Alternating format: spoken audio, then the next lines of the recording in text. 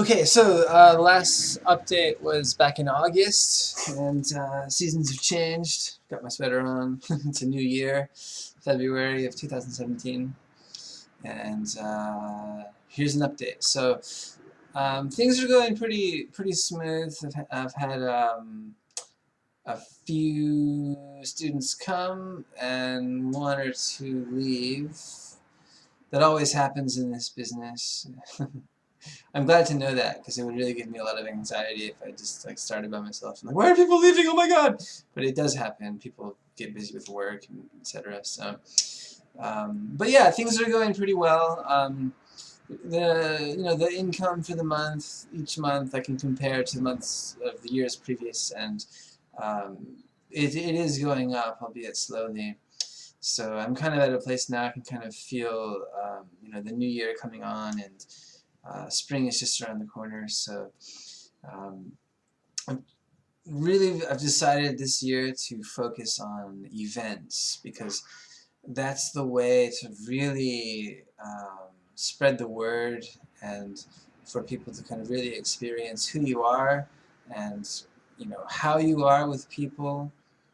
You can use the event time to kind of do games and activities with the kids, and the parents know that they pick up on how the kids are around you, and they can kind of get a test of what your school is like, and also the word of mouth factor that really helps. It's really propagated, if you invite people to. And so I've got a Valentine's Day party coming up the Sunday of next week, and I'm going to try and do something every 2 or 3 months, really involved, and um, invite people from all over the community to come. I got a little burnt out last year, just with working here on top of family, and I do another part-time job on the weekends, and I also decided to kind of get into e-commerce, and that involved a ton of like back and forth between the US and China, emailing and calling, and um, I mean, I've got things set up, but it's really not bringing in what I thought it was. It's a much better market in the US.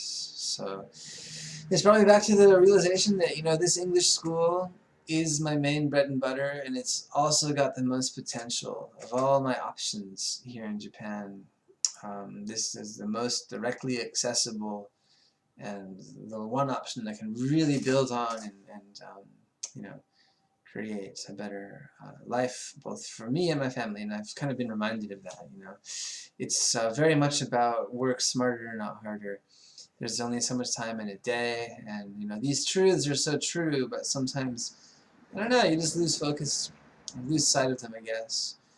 So I'm feeling a new kind of wave of motivation in terms of this place. It's we're now into almost halfway through um, year 3. Yeah.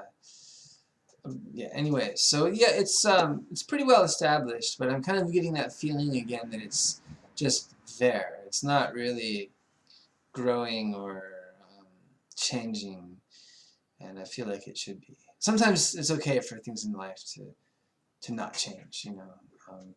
But this place is still so new, and the reality is I'm not as busy as I could be. I'm not making as much money as I could be, and so why not make that happen?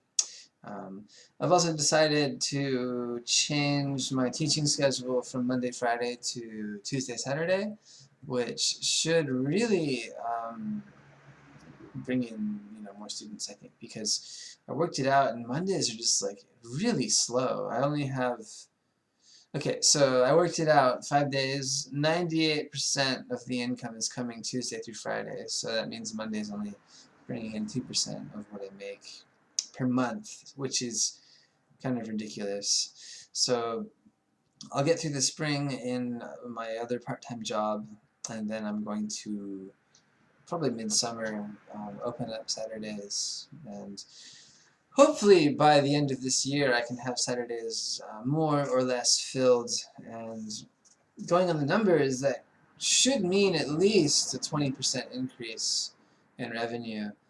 Possibly more, because Saturdays are very busy days. That's when a lot of people have time off, especially kids. They're available for classes in the mornings and early afternoons, and also adults who have the day off. So there's a lot of potential for that day.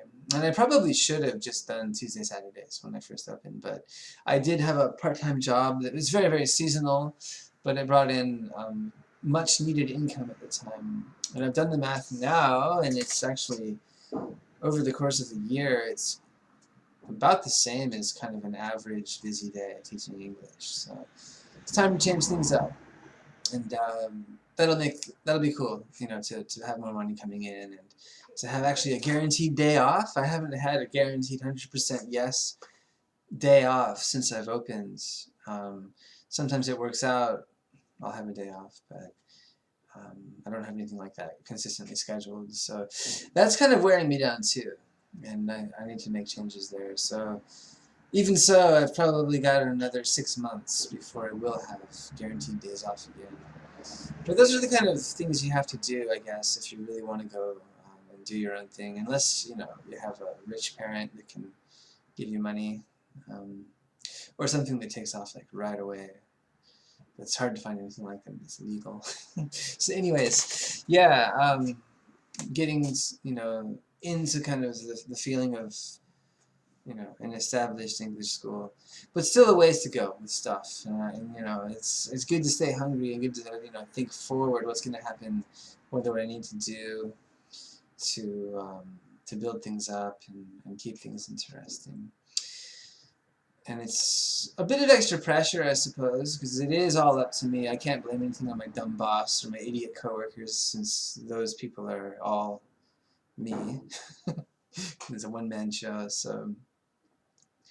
On the other hand, though, I do feel like, you know, focus on the potential and what you can do and making people happy, and it's not so bad. So there it is. Oh, the next video is going to be an interview. I'm not sure when, but we're going to do an interview with a friend of mine who's in the same position. He's an American guy that opened up his own English school here in Japan, right around the same time I did. I can't remember exactly when, but we're just going to have kind of an informal talk with each other, and just to kind of mix things up and maybe make it a little more interesting and involve a few more people. And the idea is to kind of help stimulate, you know, some kind of discussion and create a community, because I know there are a lot of people out there who have been in ESL for a while and are thinking about, yeah, I could probably do this. So, and the answer is you can, for sure, if, you know, you go about it. It just takes the idea and then the implementation. So it'll be kind of cool for us to talk about our experiences and how things are going, and who knows what that'll lead to. So anyways, there it is. This is update number 4, I believe, assorted thoughts on running an English school. So as always, you know, feel free to leave comments, ask questions. I really want to, you know, make this available to people who are in ESL. So there it is. All right, cool. Thank you.